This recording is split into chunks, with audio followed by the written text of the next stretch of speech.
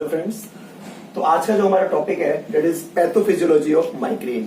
Migraine की क्या pathophysiology है, कैसे माइग्रेन आपके ब्रेन में पेन कॉज करता है, क्या उसका रीजन है और आप उसको कैसे ट्रीट करेंगे, ये सारी चीजें आज हम लोग समझेंगे।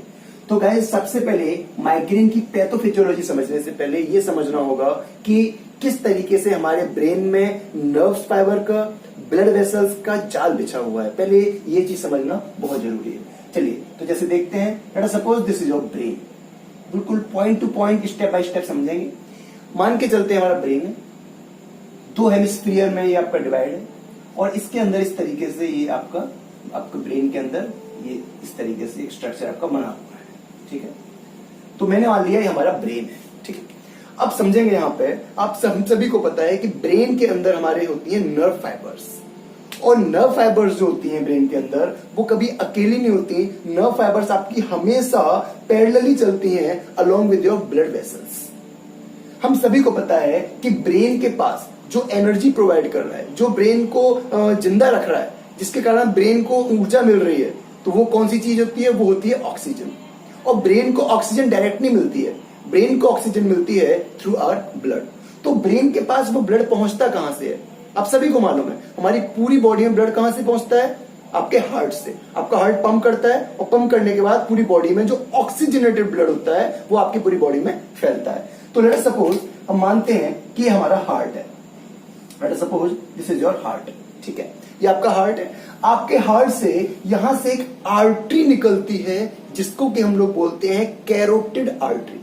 क्लियर हुआ? मैंने क्या बोला? हार्ट से एक आर्टरी आपकी निकलती है और इस आर्टरी को हम लोग बोलते हैं कैरोटिड आर्टरी। ये आपकी आर्टरी है, इसको बोलते हैं कैरोटिड आर्टरी। यहाँ पे नोट कर देता हूं, this is your carotid artery. अगर आप लोग चाहें तो आप लोग फील करके भी देख सकते हैं। जैसे आप लोग अगर यहाँ पे टच करके देखेंगे ना, तो ये आपके नेक के सराउंडिंग से, इस तरफ से और इस तरफ से डायरेक्टली आपके ब्रेन में जाती है और यहाँ तक ऑक्सीजनेटेड ब्लड को पहुंचाती है। एक चीज क्लियर हुआ? आपके हार्ट से एक आर्टरी आ रही है, वो आपके ब्रेन तक जा रही है और वहां पर ऑक्सीजनेटेड ब्लड को पहुंचा रही है, और आपके ब्रेन को वहां से क्या मिल रही है? ऑक्सीजन मिल रही है। इतना चीज क्लियर हुआ? ये हो गया आपका ए पॉइंट क्लियर। मतलब ये कॉन्सेप्ट क्लियर हो गया। हार्ट से कैरोटिड आर्टरी है जो आपके ब्रेन तक पहुंच रही है और वहां तक ऑक्सीजनेटेड ब्लड को पहुंचा रही है। पहली चीज। अब बात करते हैं एक और चीज की। इसके अलावा हमारी बॉडी में दो तरीके की नर्व फाइबर्स होती हैं। एक जिसको कि हम लोग बोलते हैं क्रेनियल नर्व्स और दूसरे को हम लोग बोलते हैं कौन सा? Spinal nerves. फिर से समझेंगे, दो तरीके की नर्व्स होती हैं। एक होती है क्रेनियल नर्व्स और दूसरी होती है कौन सी? Spinal nerves. तो जो क्रेनियल नर्व्स होती हैं उनमें से हम बात करते हैं, एक ऐसी नर्व है क्रेनियल नर्व में, एक ऐसे नंबर की नर्व है जो कि आपके थ्रू आउट द फेस फैली हुई है। आप लोग च्यूइंग कर रहे हैं, हम लोग खाना खाते हैं ना, तो उस टाइम पे वो नर्व फाइबर आपका काम कर रहा है, तो वो आता है आपका क्रेनियल नर्व नंबर 5। इसको हम लोग क्या बोलते हैं? इसको हम लोग बोलते हैं ट्राइजेमिनल नर्व। इसको हम लोग बोलते हैं ट्राइजेमिनल नर्व। तो मैं वही बताना चाह रहा हूं कि जो ट्राइजेमिनल नर्व है वो आपके ब्रेन में एंटर करती है और ब्रेन में एंटर करने के बाद कनेक्ट हो जाती है, ब्रेन में एंटर करने के बाद कनेक्ट हो जाती है आपकी सेंसरी नर्व से। तो मान के चलिए, क्योंकि मैं एक हेमिस्फीयर की बात कर रहा हूं, तो यहां पर क्या हुआ? ये ब्लू कलर से आपकी नर्व फाइबर है और नर्व फाइबर आपकी कनेक्ट हो गई किससे? सेंसरी नर्व से। यहां से डिवाइड हो गई सेंसरी नर्व से। तो ये क्या है आपका? ये आपका ट्राइजेमिनल नर्व फाइबर। टीएन मतलब trigeminal nerve. Point by point पहले आप पूरी इसकी एनाटॉमी समझ लीजिए, कैसे काम कर रहा है आपका। माइग्रेन तो अभी बता ही नहीं रहा, माइग्रेन थोड़ी देर से बताऊंगा। तो ये आपका हार्ट हुआ, ये आपका कैरोटिड आर्टरी हुई। कैरोटिड आर्टरी आपका ब्रेन में कनेक्ट होगी, ब्रेन को आपको ऑक्सीजन पहुंचा रही है। ये आपकी ट्राइजेमिनल नर्व फाइबर है जो डायरेक्टली ब्रेन के अंदर तक नहीं जाती, वो कनेक्ट हो जाती है सेंसरी नर्व फाइबर से। ठीक है, इतना क्लियर हुआ? अब मैंने आपको ये बताया कि जो नर्व फाइबर होती है, थोड़ी देर पहले बताया था, ये कभी भी अकेली नहीं जाती, ये अलोंग विद आपकी ब्लड वेसल्स घूमती है ना। तो आपके ब्रेन के अंदर बहुत तरीके की ब्लड वेसल्स है। ब्लड वेसल्स को मैं आपका यहाँ पे इसको थोड़ा सा साफ कर देता हूं तो समझने में थोड़ा आसानी होगा। ठीक है, मान के चलिए ये आपकी ब्लड वेसल है, ये आपकी ब्लड वेसल है और इस ब्लड वेसल के पास आपकी एक नर्व फाइबर इस तरीके से इस पे लिपटी हुई। ठीक है, ये आपकी नर्व फाइबर है और ये आपका इसके अलोंग पूरे टारगेट बॉडी पर टारगेट एक्शन पर, टारगेट पर जाकर वो पहुंच रही है। ठीक है, तो कहने वाली बात ये है, ब्लू कलर आपका किसका हो गया, नर्व फाइबर का, और जो ब्लैक कलर जो मैंने यहां पे दर्शाया है, ये ब्लैक कलर हो गया गाइस आपका किसका, ये हो गया आपका ब्लड वेसल का, ये हो गया आपका ब्लड वेसल का रेड कलर, ब्लैक कलर। अब इसी चीज को मैं जूम करता हूं, अब थोड़ा सा समझते हैं कि माइग्रेन में एग्जैक्टली हो क्या रहा है ना। ये समझते हैं माइग्रेन में क्या होता है गाइस। माइग्रेन में सिंपल एक चीज बोलते हैं कि माइग्रेन के केस में आपका क्रेनियल ब्लड वेसल, या फिर आप माइग्रेन को क्लियर बोलेंगे कि जो आपको सेरिब्रल ब्लड वेसल्स हैं उसका डायलेशन होता है। अगर वन लाइन में आप माइग्रेन को डिफाइन करेंगे तो माइग्रेन में यूनिलेटरल, पॉइंट वाइज पॉइंट समझेंगे, माइग्रेन में यूनिलेटरल मतलब एक तरफ, ब्रेन के एक तरफ यूनिलेटरल पल्सेटाइल पेन होता है। ठीक है, पल्सेटाइल मतलब पल्सेटाइल पेन हो रहा है, टक टक टक टक टक टक ऐसा पेन हो रहा है आपके ब्रेन के किसी एक पार्ट में। पहली चीज क्लियर हो गई। दूसरी चीज वो हो क्यों रहा है, it is due to vasodilation of cerebral blood vessels, या फिर हम बोल सकते हैं कि क्यों हो रहा था, due to cerebral vasodilation, cerebral vasodilation. अब ये क्वेश्चन ये है कि हमारा काम क्या है। हमारा काम तो पहले ये पहचानना है कि वैसोडाइलेशन हो क्यों रहा है, वही क्या हो जाएगा आपका पैथोफिजियोलॉजी ऑफ माइग्रेन। क्लियर हुआ, ये क्यों वैसोडाइलेशन होता है, चलिए इसको देखते हैं गाइस। तो ये आपके सामने बना हुआ है, तो एक काम करते हैं, यहां पर अगर आप देखेंगे तो मैंने दो चीज बताई थी, एक है आपकी नर्व फाइबर, ब्लैक कलर से है वो है आपकी क्या ब्लड वेसल्स, और ब्लू कलर से आपकी नर्व फाइबर।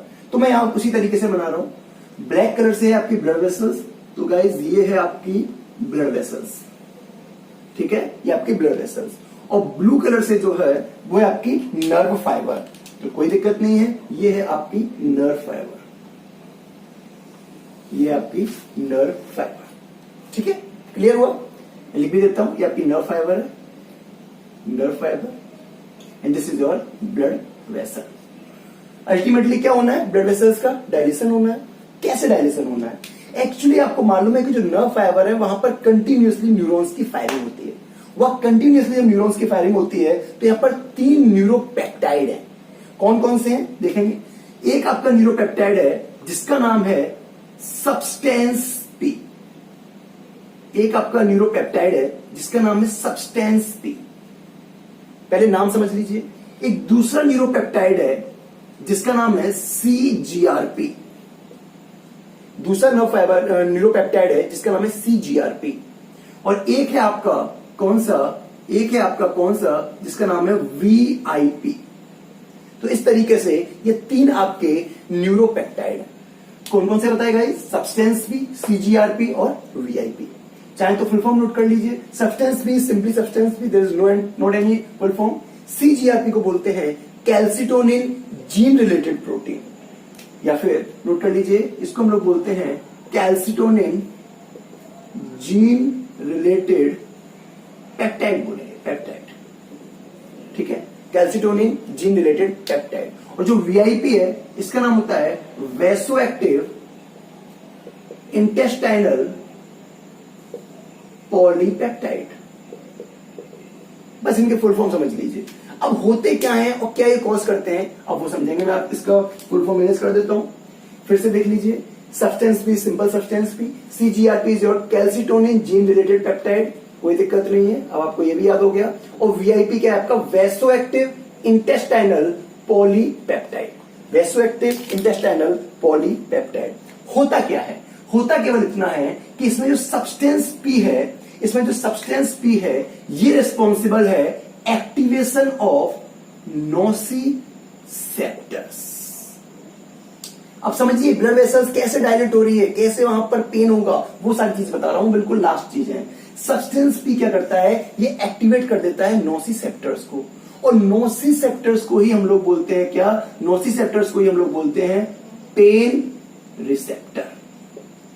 नोसिसेप्टर्स को हम लोग बोलते हैं पेन रिसेप्टर। मतलब सब्सटेंस पी क्या करेगा, नोसिसेप्टर को एक्टिवेट कर देगा, पेन रिसेप्टर एक्टिवेट हो जाएगा, तो आपको पेन का सेंसेशन होना स्टार्ट हो जाएगा। जरा सा भी कुछ होगा अगर, तो आपको पेन का सेंसेशन होना स्टार्ट हो जाएगा। पहली चीज क्लियर हुई। दूसरी चीज, अब आपको ये समझ में आ गया माइग्रेन में पेन क्यों हो रहा है, it is due to nociceptor के एक्टिवेशन के कारण, जो किसके कारण हो रहा है, सब्सटेंस पी। अब बात करें वीआईपी और सीजीआरपी का, तो इन दोनों का काम होता है कि ये एक आपका पोटेंट वैसोडाइलेशन कॉज करता है।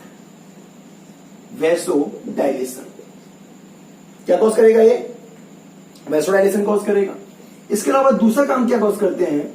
ये यहां पर ब्लड वेसल्स में इन्फ्लेमेशन कॉज करेगा।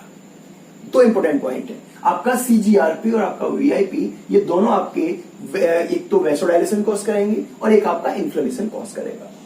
तो अल्टीमेटली क्या हो रहा है माइग्रेन में ये हो रहा है कि आपका जो ब्लड वेसल्स वैसोडाइलेशन हो रहा था, सेरिब्रल ब्लड वेसल, तो उसका एक तो वैसोडाइलेशन हो रहा था, साथ में उसमें इन्फ्लेमेशन कॉज हो रहा था। ये आपका साथ में उसमें इन्फ्लेमेशन कॉज हो रहा था, ये आपकी ब्लड वेसल है, इन्फ्लेमेशन कॉज हो रहा है, और दूसरा इसमें साथ में पेन हो रहा है। तो अब ये तो हो गई पूरी पैथोफिजियोलॉजी कि ये सारी चीजें हो रही हैं। किसके कारण हो रही हैं? ये न्यूरोपेप्टाइड के कारण हो रही है।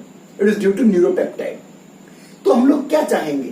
हम लोग ये चाहेंगे कि कैसे भी ये तीन चीजें रुक जाए।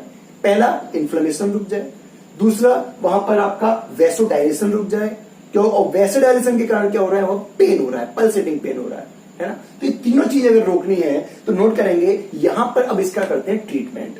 तो ट्रीटमेंट के लिए क्या करते हैं? यहां पर हम लोग ड्रग देते हैं। तो सबसे पहले ड्रग जो देते हैं, एक होता है आपका एर्गोटामिन या एर्गोट डेरिवेटिव, और दूसरा देते हैं हम लोग कौन सा? ट्रिप्टांस। ये दो चीजें हम लोग जनरली यूज करते हैं। एक चीज और बता दूं, अगर हम ट्रीटमेंट की बात करें एर्गोट की, तो हम लोग यहां पर जनरली सबसे पहली स्टेज में सिंपल एनाल्जेसिक्स देते हैं। स्टेज 1 जब अटैक होता है, जब वो काम नहीं करता तो एनएसएआईडीज देते हैं, क्योंकि माइग्रेन में हमको वॉमिटिंग जैसी फीलिंग होती है जिसको नोसिया बोलते हैं। तो नोसिया को सही करने के लिए हम लोग साथ में एंटी इमेटिक देते हैं। साथ में हम लोग क्या देंगे? आपका ट्रिप्टांस जरूर देते हैं, क्योंकि बहुत अच्छे ड्रग होते हैं। एर्गोट जनरली अवॉइड किया जाता है गाइस, क्योंकि एर्गोट आपका टॉक्सिसिटी इन नेचर होता है। और साथ में अगर इसका ट्रीटमेंट चल रहा है तो साथ में प्रोफाइलेक्टिकली एक्ट होने वाले ड्रग देते हैं, जिसमें कि आपका प्रोप्रानोलोल ड्रग ऑफ चॉइस होता है। तो ये मैंने आपको एक ट्रीटमेंट बता दिया है ना। अब बात करते हैं यहां पर, तो जब ट्रिप्टांस की बात करेंगे तो ट्रिप्टांस का काम क्या है कि ट्रिप्टांस इस पूरी लेयर को ब्लॉक कर देगा। मतलब ना वो वीआईपी के एक्शन को ब्लॉक करेगा, ना उसको अंदर आने देगा, ना सीजीआरपी को अंदर आने देगा, और ना ही सब्सटेंस बी के थ्रू नोसिसेप्टर्स को एक्टिवेट होने देगा। तो अल्टीमेटली अगर देखा जाए तो क्या काम हो रहा है? ट्रिप्टांस हमारे इन तीनों के एक्शन को ब्लॉक कर रहा है। पहला पॉइंट क्लियर हो गया। दूसरा पॉइंट ये है कि जो हमारे वो सिनेप्स है, तो इस प्री सिनेप्टिकली यहां पर एक रिसेप्टर प्रेजेंट होता है जिसको हम लोग बोलते हैं 5HT1B, और एक रिसेप्टर हमारा यहां पर प्रेजेंट होता है जिसको हम लोग बोलते हैं 5HT1D। ये दो रिसेप्टर हैं, 5HT1B और 5HT1D।